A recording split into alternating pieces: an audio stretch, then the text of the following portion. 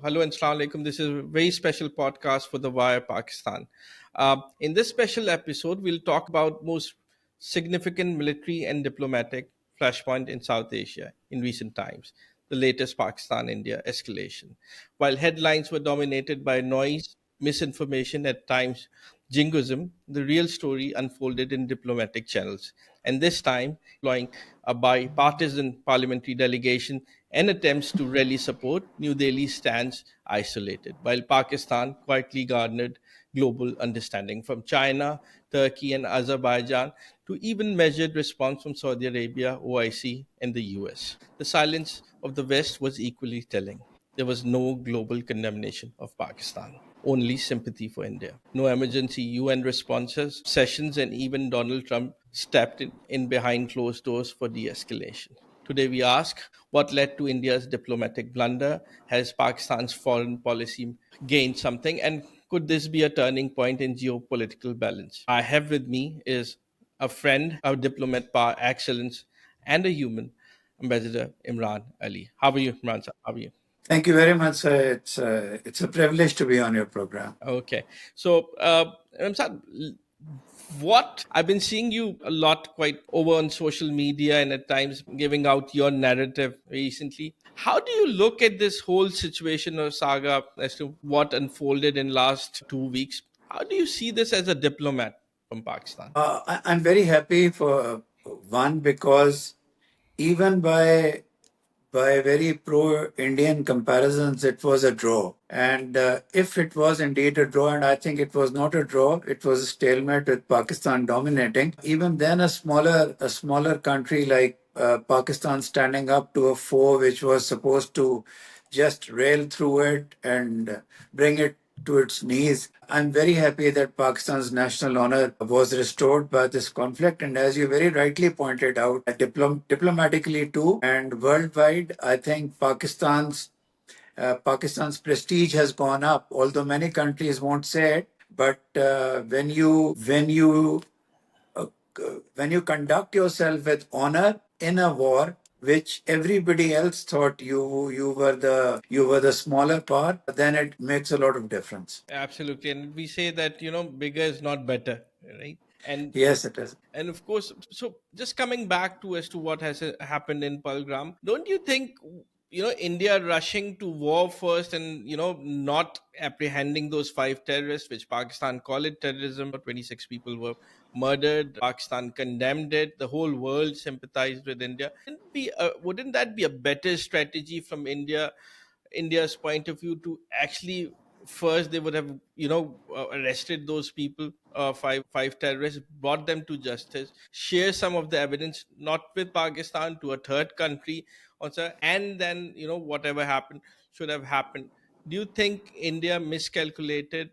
I think this is the most fundamental question of the conflict, which very few people are alluding to. We are caught, as you said, in the fog of war. I think the original sin was what you just stated. You rushed into war, but remember, it was India became a victim of its fake narrative when in 11 years you have muzzled your media. And I'm shocked that great Indians who have had decades of experience dealing with India and Pakistan, they became warmongers in an instant. And Shashi, who I respected a lot earlier, and all this fake history lesson that they start with Mumbai. Pakistan is no longer the Pakistan of Mumbai. Pakistan is a very different Pakistan, and they know all about it. We can come to that later. So the original sin was the moment Pahalgam happened, they thought this is the time and we'll browbeat Pakistan and we'll teach them a lesson, we'll give them a bloody nose. They did not even calculate the new military realities on the ground. And they wrongly thought that because India is shining, they started believing all over in India is shining. And India did shine,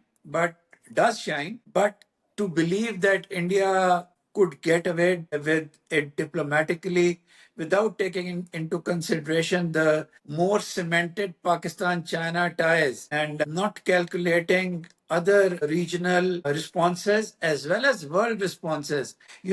Everybody would say terrorism is bad, but there was no smoking gun against Pakistan. And you started blaming Pakistan Some people say within 10 minutes, others say within a few hours. How could you do that? So you punch yourself in the nose. And since that first punching itself on the nose, India has been punching itself repeatedly, because when you make one fatal mistake, then other mistakes follow. So everything arose out of that fatal mistake. Okay, so India didn't went to the world and actually blamed Pakistan. And what we know, when they blamed Pakistan, everybody sympathized, including Pakistan, condemned what has happened in Kashmir. But nobody blamed Pakistan. Even the Israelis said, we sympathize with India and what happened was terrorism. But they didn't. None of the countries actually blamed Pakistan. Why do you think even a country like Nepal or Sri Lanka, India has actually helped them a lot very recently, has not come up blaming Pakistan? What's your assessment as a diplomat on this? It would set up a very wrong precedent even for a Nepal or a Sri Lanka or a Bangladesh or countries around the world. It would set a very bad precedent all over the world. So if country A thought that country B was to blame in its imagination or had a wet dream last night, then it could go to war the next morning. So it was a bad precedent. It had bad international politics written all over it. But I don't blame the Indian public, because the Indian public has been fed this lie all along. Now, if you keep lying a lot, sir, you know international politics better than I do. And I think it was one of Hitler's advisor who used to say that if you lie a lot, you start believing it, and the world believes it. They got a red nose post Balakot to have your planes shot down, to have your pilot, but then their intellectuals made it into a triumph also. And I'll take names. One of the very respected ambassadors, Ambassador Ajay Bisaria, who has written a substantial book, Anger Management. Then he went around many years after. Imagine, he did not think of these things, Mr. Basaria, when Balakot and when Operation Swift Retort took place. 5 years later, he's going around telling the world that actually Abhinandan was released by pressurizing Pakistan that your country would be hit with missiles. And he gives various testimonies and all that. The timing makes it suspect. And the timing also makes it suspect for me that why were these things done now? I think it was part of a plan to find an excuse. I'm not saying it's a false flag operation, because even for a country like India, which has done false flags in the past, this was too brutal. I condemn it. I know you condemn it. We condemn it. And I'd like to ask the Indians in your audience, did anybody amongst them condemn Jafrabad? What were they doing on their televisions when Jafrabad happened? They were backslapping each other as if they had scored a victory. Pakistan does not even need proof to link Jafrabad with India. If you take footage out of Indian channels and the Indian leadership and all that, you would find that they thought it was their operation. Yeah. So we condemn Pahalgam. And Imran sir, you've been a diplomat all your life. I've looked at security part, and what both you and I agree from our engagements for over good 10, 15 years is that Pakistan has changed and evolved from last 10, 15 years. There's a change management happening in Pakistan obviously, I personally believe was not a blind person, but we actually supported the wrong guys and we actually suffered because of it. And especially from 2002-3 onwards, President Musharraf survived dual suicide bombings. Prime Minister Shaukat Aziz almost, died in a suicide bombing in Aptabad. So we are by actually going against these assets because of a change of policy, we suffered. And there's been change of policy. If you link it with data, you'd see as soon as the Rwanda war finished, the modern, I'm saying, enduring freedom, or at least from 2001 Sir, onwards, sir. and from if you see data, the violence in Kashmir has declined up to 85% in last 15, 18 years, right? But the violence in Pakistan has increased up to 200% in last 10, 15 years. So data doesn't lie. So let's go on to Jaishankar. But sir, I want to tell this world, because this your message, your last line is very important. In Kashmir has reduced 85% in the last, especially as you rightly mentioned, 2004, when Musharraf bent over backwards to solve the Kashmir issue with Vajpayee Saab, Manmohan Singh and all. And violence in Pakistan, I think, sir, even more than 200%. What I want to tell the Indians, when you make this fake history narrative, especially the learned ones, why don't you bring in the suicide attacks on Musharraf? One of 10 took place near my house, a pristine area in the cantonment, and his car rose up if you read his book, and he barely survived by minuscule of seconds. So the Pakistani leadership has paid a price to do the right thing. Benazir There was is a assassinated, right? Benazir Bhutto, former prime minister, got assassinated. yes, Yeah. by all these people. So Pakistan has paid a price, but because once you messed up Kashmir and the East, and then the Afghan jihad was taking place, a lot of it was not in our hands. People wanted the next place to display jihad because of the success of jihad at one place. And Absolutely. then poor Pakistanis. So when the Russians go in, the West tells them that jihad against Russia is jihad. It's mujahideen. They are feted at the White House. The moment they attack you, you want Pakistan to do a scorched earth, destroy them. What would remain of Pakistan? Pakistan has given a lot of sacrifice, and I would second you, sir. Pakistan's military leadership, Pakistan's strategic leadership does not want anything to do with non-state actors. Absolutely, because non-state actors are the national security threat to Pakistan as much to India. India doesn't Yes, sir. realize this. We do. So let's talk about Jaishankar, of course. So this happened, and I personally believe this. Jaishankar's statement of we want partners and we don't want preachers, but we want partners. This arrogance of this foreign minister, do you think is he the focal point or the person because of his undiplomatic postures throughout from last at least 4 or 5 years? Is the result India is isolated today? What's your assessment on Jaishankar's statement? It's partly true that, and I, in every interaction and the way he treated Pakistani journalists, arrogance. Let me say that the foreign minister of India is crassly arrogant. Not only arrogant, but crassly arrogant, taking on fights with European journalists, with others, and all that. It's terrible, sir. It's terrible. But I think Jaishankar too became a victim of his Yeah. No, second no sir. problems. No problems. ये तो recorded है. Yeah, and recording can search ho gaya. Sir, I've seen other foreign ministers. I think Mr. Jaishankar is crassly arrogant.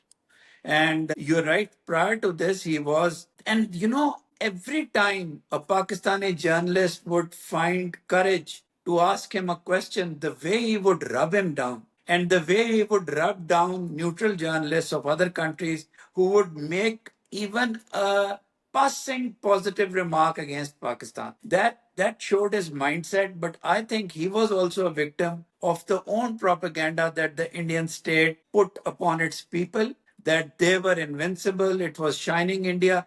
In the beginning, Sir Ali, they kept on saying we are an economy 11 times the state of Pakistan, and an army so many times, and an air force so many times. They had this arrogance. They put arrogance in the common Indian. And that's why they are now in quicksand, because the arrogance would ask them to attack Pakistan again because of the stalemate. And Pakistan's capabilities would tell them they might get a bloody nose again. So Okay. therefore, now they're getting some of their mainstream journalists, which you and I respected all our life, to proclaim that India was a victor. I mean, I know some of them personally. You would have interacted with them personally. Sardesai, Barkhadat, Shekhar Gupta. I mean, imagine Shekhar Gupta jumping the gun on Pakistan without Shekhar has not asked this question even once. Where is the proof?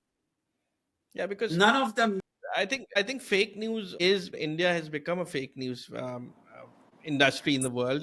Apparently, Yes, in this conflict, actually, the world just realized, posted in New York Times to yes, everywhere, and apparently, and the victim is India itself. So any good news, or even if news which actually is true, would not be believed by the world now. So what has happened in this conflict, especially, rightly pointed out, like Barkadat or the Sai Saab, and I wouldn't say Gupta Saab, because the point is that their media has been totally taken over by this current regime. It's a fascist regime. They won't let anyone work. You've seen Ravish Kumar opening his own new Yes, yes, YouTube channel. Then there is, of course, NDTV, which was the last line of yes, rationality. sir. It was Yes, brought up by, I think, Adani bought the channel. So this, how do you say, corporatization of Indian media has destroyed, once was a vibrant Indian media. But let's just go back to Jaishankar. So this was happening, and we see Jaishankar, being absolutely arrogant. And if I've actually met somebody in Iran and Saudi Arabia, and they mentioned how Jaishankar was preaching them, in undiplomatic words, about how to handle Pakistan. And one of the Middle Eastern diplomats told him that they are brothers and you are friends, and they were shocked as to the kind of language they told. I think the word they used was that he was in this false sense of superiority somehow, that India has become, nobody could survive without India. In this conflict, apparently 1.4 billion people were ignored by the world, and somehow India got a bloody nose, if you said. Let's just so we saw this, Pulwama. Nobody supported India. India attacked Pakistan. Pakistan retaliated, and there was, of course, we've seen Saudi Arabia ambassador coming to India first, and then to Islamabad, and then going back. But one important fact is that, as soon as Saudi ambassador left Islamabad, there was an attack. What's your assessment on the Saudi Arabia's role? Because a lot of Pakistani wants to know, because you've worked in that region, and I'm sure you have good insights about how the things which have happened. actually, I think some of our very close Gulf brethren, they were also taken in by the economic luster of India. Saudi Arabia's role has been very positive in this conflict. My information is that the Saudis, they preached caution to India. They also preached caution to us. They said that we do not want a brother and a friend to fight with each other. That's what they said. But I think the Indians were determined that they're more playing more than the international audience to their domestic audience. I wouldn't even say that it's only due to the Bihar election. Maybe it's due to the Bihar election, but generally too, you built up your reputation. Your reputation is at stake. The government's anti-Pakistan narrative is now a decade old. It's not just now. It's a decade old. So they had to do something after Pahalgam and the Pulwama playbook and the Israeli playbook. Please, I'm sorry I'm taking liberty in your program to say things which you haven't asked me. I talked to our Air Force after Sindoor and all, and they said that the Israeli drones that attacked Pakistan were probably the most technologically advanced drones in the world, and they were there to calculate or to gauge where Pakistan's air defenses lay. Hence, for a while, let's admit we're both not caught up in this victory circus. For a while, Pakistanis did not know how to handle them, because if they engaged them electronically when they came into our border, our air defenses would be revealed. Technologically, we faced a huge task. Sorry, I just missed the train of thought where we was. Yeah, yeah. So yeah, my question was, so Saudi's role in this. Yes. So I think it was, but prior to that, I think I can disagree with my brother giving these medals of honor and these big shields. You should realize that it is an anti-Pakistan country, and India has made no bones about it. It's an external bully vis-a-vis Pakistan and its neighbors, and it's an internal bully vis-a-vis Muslims. Their own record shows that. So before And Imran, giving, if you know, the word Pakistan is, quote unquote, is not used against Pakistan, but used against Muslims in India. It's a soft yes, word for racism internally for India. yes, and maybe you're too civilized to repeat. They say Kabristan or Pakistan. I mean, the Pakistan is linked with Kabristan. And let's not go to where Mr. Javed Akhtar went. Just to give you perspective, Modi was in Saudi Arabia when this happened, and Oh, and oh, I didn't. if you remember, he was in Saudi Arabia Yes, yes, yes, and he yes. had to come back from Riyadh to India for this alone. So look at the timing. The kind of timing suits Indians. We are not saying that it could be a false flag things, but my perspective, being a security analyst, looking at 2611 past incidents, is that these fanatical religious elements, be it in Pakistan in form of Islam, Qaeda, Yes, TTP, yes, even ex members from Jaish Muhammad or yes. LEP, we all agree to it. We must agree. Yeah, Yes, yeah, we agree to it. There are elements in India, in the Indian military or in the Indian government, because there's a difference. Because in Pakistan we prosecute, arrest, and kill them. In India, apparently, from our understanding, they are part of this government. So yes. They're part of the state. Yes. they're part of the state. So do you think, looking at this timing when Modi was in Saudi Arabia and this happened, what's your analysis on that now? I would. It's coincidental. I think. I Okay. would like to think it's coincidental. Or people who wanted to make a point that he was in Saudi Arabia and they did this, something Yes, like that. yes. Maybe if it was false flag, then all this could have been planned. Yeah, yeah, yeah. But maybe he was caught by surprise, giving him the benefit of doubt. And we're not talking about this happened 300 kilometers deep inside, the border, away from border. All of these five people, none of them been caught.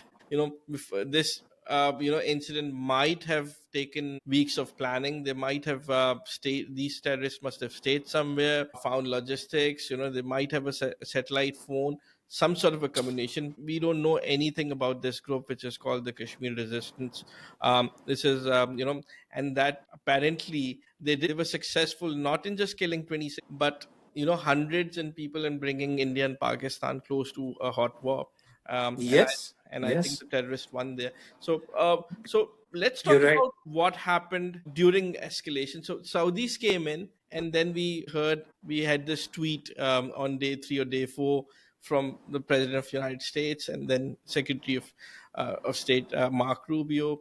What do you think happened here before ceasefire? I think I would personally want to be very happy that this indicates a shift in US policy. But I personally think that President Trump's style of leadership is very different from the deliberative leadership of past US presidents.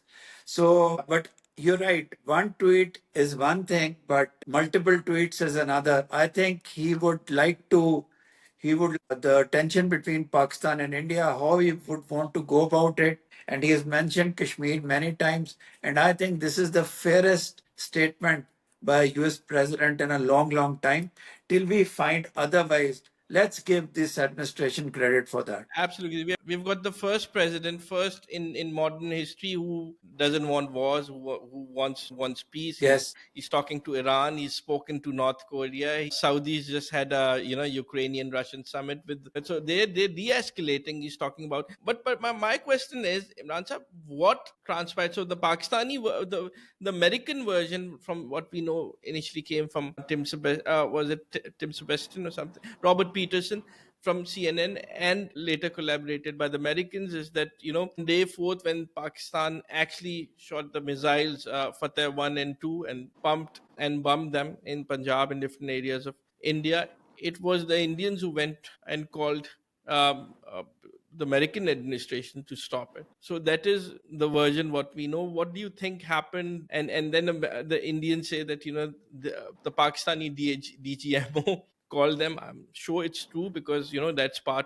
If you agree to a ceasefire, this is what And happened. Ali, it really doesn't matter who presses the button first. Yeah, It's not a call between two lovers or two relatives or fiancés or anything. It's you need to be in touch. It doesn't mean that the person who makes the first call is doing so out of panic or anything. Even if I don't know whether this is true that he made the first call, I don't know. So it doesn't mean anything. My version of events, which might be at somewhat variance with the victory parade, taking place in our country also, is that the initial when they hit the quote unquote what they call terror camps, which were actually residences where small boys and girls and women and children were killed. I think Pakistan shot back, and I'm sure Pakistan neutralized multiple planes. I'm not aware of the number. Nobody in the world is. But I think we did neutralize planes, and at least two were Rafales. I know for sure. Although now Pakistani media is claiming there were three, but I'm sure two of them were Rafales. The Su-30s were also important, the mix. So in the beginning, Pakistan hit back and it caught India by surprise. Then India sent in its drones and others, and eventually, when they were neutralized and Pakistan started its military operation against India, in the latter part, India used some nuclear capable missiles to hit Pakistani air bases, which were, of course, not armed, the missiles. But this was the height of foolhardiness on India's part, because a country that is receiving the missile doesn't know whether it's nuclear tipped or not. You can make a guess. But then there are very little second strike abilities, although Pakistan has it. But then sometimes it's too late. So thank God Pakistan did not panic. But I think the world saw, the Americans saw that the next step is that Pakistan would have to escalate further. And that's when they came in. So I would like to say that the hostilities in the latter part, which India raised, created panic. And then Pakistan had a meeting of the National Command Authority. Of course, that was what Pakistan was supposed to do. And that sent a signal that Pakistan is also now going to respond, because after they sent cruise missiles into you and they couldn't get to our Air Force hardware, but at least at two places they had human intelligence, which tells you that things were going to escalate, and Pakistan would have had no other option but to repay in kind, and we could have hit multiple. We were very restrained in. I think we got a brigade in AJK. We got two or three other very key military installations, but we deliberately did not go beyond a certain point. But after that, Pakistan would have targets laid down. We could have hit them. Our Air Force had shown restraint. It was stopped by the overall authority led by Chief of Army Staff, Field Marshal Saab, and therefore it could have gone on a very rapid escalatory ladder from which there would have been no return. Absolutely, and Jaishankar actually said that they called Pakistan initially, which was they called Pakistan that there would be an attack. They said we'd be targeting non-military targets. In fact, the first letter after after the attack, which came from Minister of Defense, said that we have actually hit non-military targets and would be. So I think apparently what they were thinking, I don't know what this overconfidence. I think an advisor from Narendra Modi's cabinet might have told him that there won't be a response from Pakistan or something like that, and they were taken aback. So It would have to be a daft advisor. we've got a lot of bad advisors. So this diplomatic isolation. Then what we see after the war, India is now sending out bipartisan parliamentary delegation to what they call the friendly countries to present its case. Yet no major country blamed Pakistan or supported India publicly. What does this tell about India's current standing in the world? And my question is, Imran Saab, to you, is that don't you think the Indian Foreign Ministry or Jaishankar failed for this to happen, or shouldn't he resign after this? Is such an embarrassment that you're sending out bipartisan congressmen Shashi Tharoor or from other political parties out to what they call friendly countries. It's a slap to Yes, I Jaish. mean, it's a farce with Ovesi making those speeches there. It's a farce. Yes, it does tell us something about victory or success diplomatically, that I think Pakistan has gone to three, four countries, its allies, just to thank them. And India is sending delegations to 30 countries. 30 countries, countries like Guyana. I mean, it does mean that it sees a void. I'm being very diplomatic, that it's trying to fill a void of failure. It's very clear. I don't know how the general Indian public is taking it, how much they're lying to it again, claiming a fake victory. But I think this alone, sending delegations to 30 countries, tells us that they think that they failed diplomatically. Okay. And you're right. No country would blame Pakistan directly, as because blaming Pakistan would vindicate this new playbook. One, and number two, blaming Pakistan would go against India's original sense. It has no proof of Belgaum. And what do you think about countries like China, Turkey, and Azerbaijan has clearly expressed solidarity with Pakistan. China, all these countries went as far as saying we will take care of Pakistan's sovereignty. Even Saudi Arabia maintained a balanced tone. OIC issued a letter. It was immense support from the world for Pakistan. Do you think what worked for Pakistan? Is it and let me just point out that I think Isaac Dar, I personally I was not a fan of him, to be honest, and I've seen him work in this. And let's give credit due where it's where it's due. He went to Afghanistan. He went to he went to China. He went to other countries. So, what do you think was how does that work for Pakistan? It works beautifully. It also tells you the hard work that Pakistan's diplomats do. You mentioned Minister Ishaq Dar. The lights of the Foreign Office, they were always on. And earlier, prior to this, we could never see the results emanating. But here, a confluence of circumstances has brought that around. We should also thank Almighty Allah about for the confluence of circumstances, for the mistakes, the intrinsic mistakes that India did. The Pakistan China relationship has been growing. There was a slight pause between 2018 to around 220. And that also is, I'm not saying officially, but from various other sources. But it's been repaired. We're going full throttle now. And the other fact is that the Chinese India conflagration, which took place on their border, it was also very violent. And the fact that Pakistan and China were training militarily, which I think India did not figure out too well since 2012, and we were cooperating. It's now become a cliched word in multi domain spheres. That is from IT to Air Force to Army to jamming equipment and to other things. And I'm sure, to the ill luck of everybody else, that this cooperation is going to increase further. Pakistan and Turkey. Turkey has been one of those steadfast countries that has always mentioned Kashmir as the root cause of tension, and it's always stood for self-determination for Kashmir. Azerbaijan, we have always supported in their conflict over Nagorno-Karabakh with Armenia.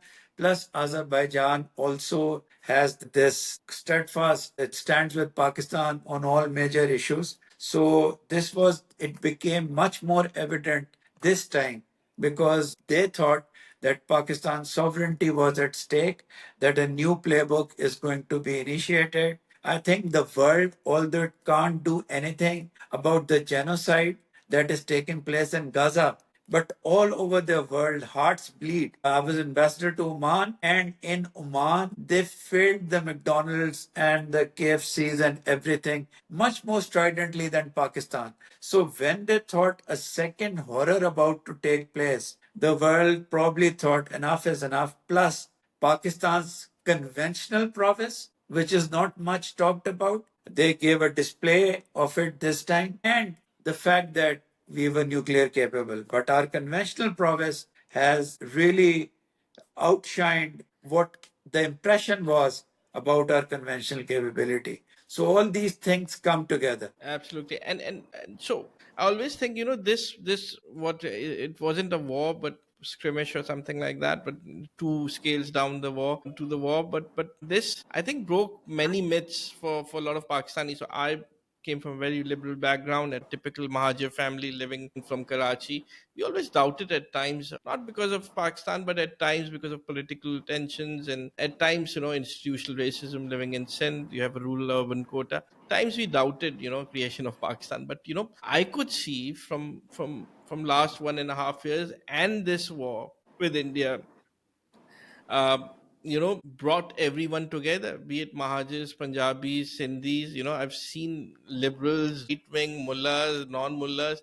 They all came united on this war, for Pakistan. And I think this is the first war which my generation or your generation saw.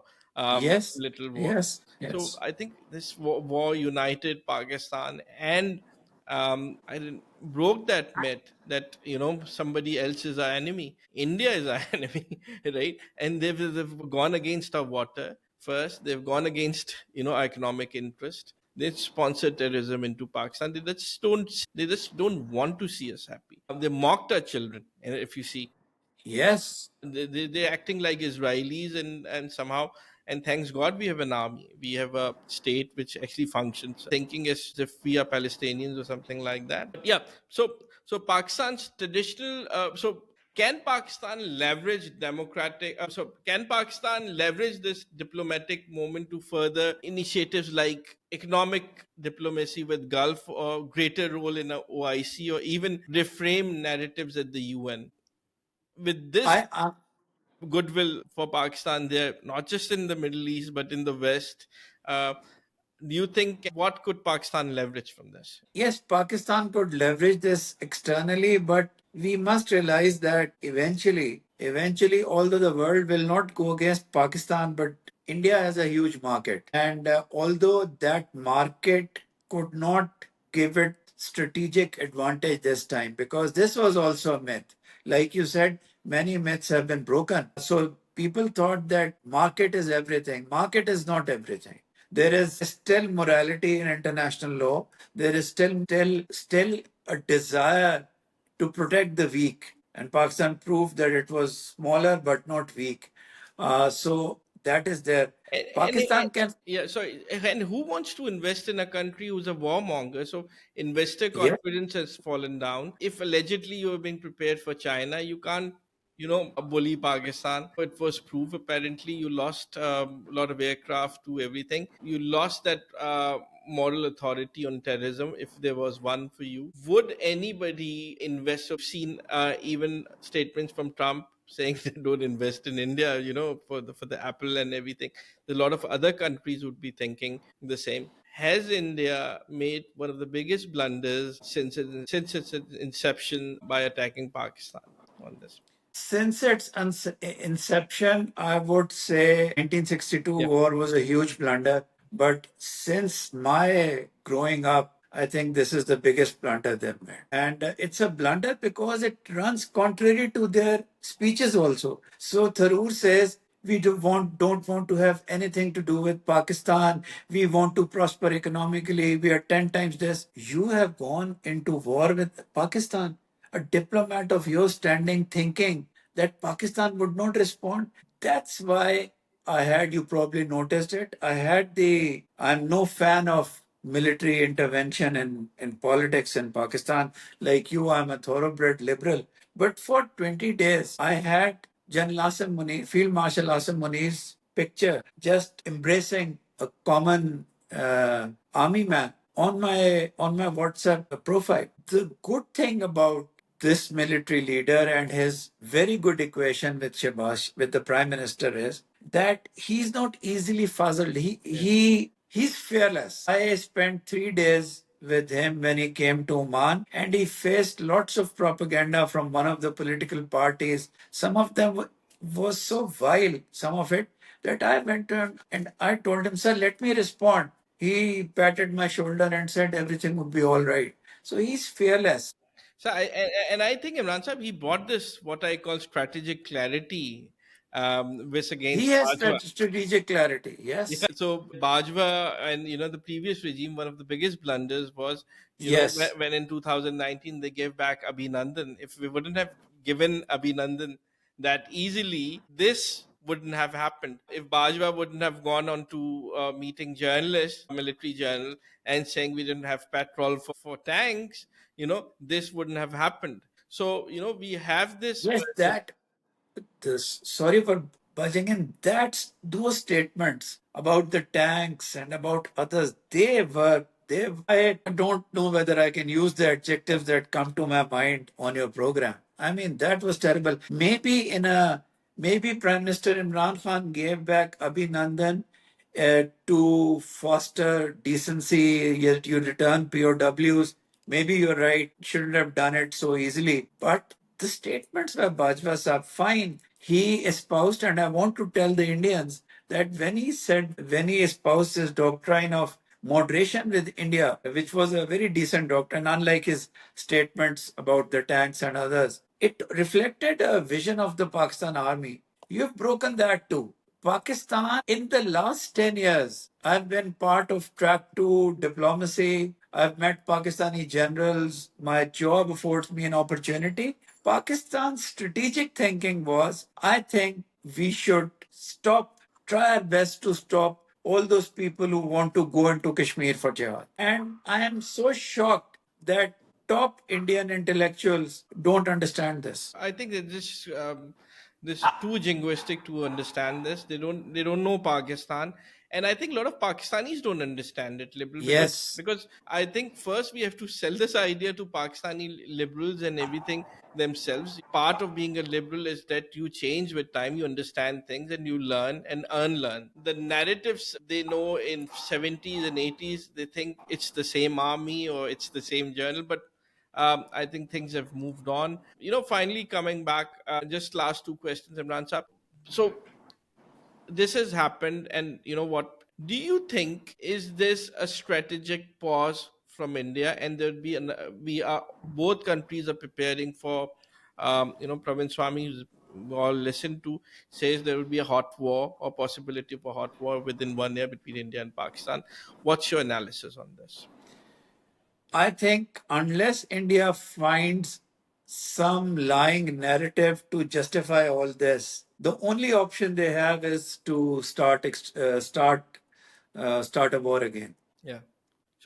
So and finally, what's the end game? The end game is always, even in the ceasefire thing, the end game is that there has to be talks between India and Pakistan at a neutral country. India says there'll be talks on what we know as POK, what they say is POK. To us, it's Azad Kashmir. And so, where would this end?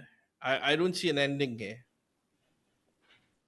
I personally think that India would have to, the sensible Indian, and I'm sorry, I don't want to say this, but the whole public opinion has been shaped in such a way. Somebody, I would personally, sir, think that the Indian military command, the Indian air command, the Indian naval command, professionals in India Absolutely. should tell this government now. Both of us liberals are espousing a model where the permanent army has, because the politics side is so colored, or if we can have the Congress Let take me the remind you, initiative. Imran Saab, that it was when Indira Gandhi called General Manik Shaw and said, prepare for war. And he said, I have to wait 6 months for it. I'm not ready. What a wonderful example. So this politicization of their armed forces, navy, if you see, I just saw the army chief with one of the priests.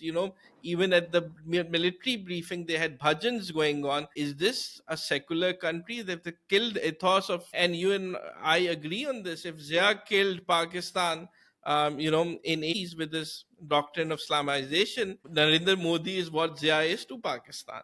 Destroyed the foundation of India. I have no love lost for Zia, but He has only one saving grace amongst all the blackness that surrounds him. He was caught in an international conflict of the Cold War. This is intrinsic. They have absolutely no compulsion to go this way. The India that you and I respect is a very different India. I'm not a great fan of Nehruji, but let me say Yeah. that other than Kashmir, other than what he did on Kashmir, the duplicity, he's a very fine leader. And the India of Gandhiji, in the India of Ambedkarji, that's the India we respect, you respect. We don't want war. We want India to thrive. We want Pakistan to thrive. The problem is that they've made every Indian think that every Pakistani wants an end to India. I want to tell all Indians through. Gained economic prominence because of Japan. Very right. So give me one example where you can ignore one country, but if India has to progress, this is a country which at least the leadership, we say right now, wants to destroy Pakistan, and we are fighting for survival. And I have to tell a lot of people in Pakistan, I have to convince a lot of people that it is to remind them that it is not us who started the war. We are only defending ourselves. We might be wrong in 65, but we were right in 2025. This is how history is. We were right in 2019. I think we were right in 2025. We were probably right in Pathankot. In the last decade, we have been right. In the and last and decade. and you and I all agree that uh, we are ourselves victims of people like Masood Azhar and Yes. and the Taliban. We viciously supported a liberal narratives that we shouldn't be supporting. At least have a distinguish between good and bad Taliban, and we stand corrected in 2025. The military itself learned it. They changed the doctrine, and we are a different Absolutely. nation now. We live in a country right now where I could tell you from confidence, no elected person or non-elected person could go on and abuse Hindus or any other minority. But this comes from the Prime Minister of India, anti-Muslim sentiments. I mean, the latest one where he says, eat roti or eat my goli. I mean, which prime minister says things like that? So It's the we Indian Prime can, Minister who says this. And these are the same people who go to abuse Muslims, walk over Saudi flag, where the biggest remittance actually come from Middle Eastern countries. yes, This is the hypocrisy. yes. They kept on abusing the Taliban. And when the time came to use the Taliban against us, thank God, the tripartite summit hopefully has put an end to it. And this And is my last question is, diplomat for life, Imran Sahab, why is China helping Pakistan? Is it because they don't want India to grow? Or they have some other is this because of CPAC? Why this, and I've seen Chinese never too aggressive in their lives, but for the first time in 2025 they've just opened the gates of hell to Indians. because if Pakistan were to go under, China would be next. Then the Indians would think they could take on the Chinese. The other thing is we've practiced together, we have exercised together, we've done things together, and then if in your program I could go to the old saying that higher than the mountains and deeper than the sea. Maybe this was the time when it came out into the open. Maybe you need the right circumstances to open up. And the Chinese felt this was it. This was it. And yes, they know, other than the moral reason, I think there is morality in the Chinese Pakistan relationship where 90% of the people would not agree to it, but they know that CPEC would be beneficial if there would be peace in Afghanistan. There would be peace in Afghanistan if there is peace in Pakistan and Afghanistan. So I think they've done an incredible service to us with the latest statement coming from Afghanistan, which you might have seen that they've said that attacking Pakistan is wrong. Absolutely. And just to remind our viewers that it was Chun Lai, the Indian the Chinese premier, who actually used to come to Pakistan embassy to eat biryani every Friday, and he was fond of biryani. Pakistan is the first country where the PIA operated. Pakistan was the first country which helped the Chinese made peace with the Americans. So it's not the one-way street. It's the Pakistanis helped Chinese, and it's the Yes, other way around. And after 2025, we became the biggest, at least, arms salesman. It's what we say the deep sea 2.0 moment for China. some call it the deep sea, some call it the Sputnik Yeah. movement, and other things. And just to add to what you said, Sir Ali, the after Tiananmen, Pakistan was the first country to send a huge delegation to China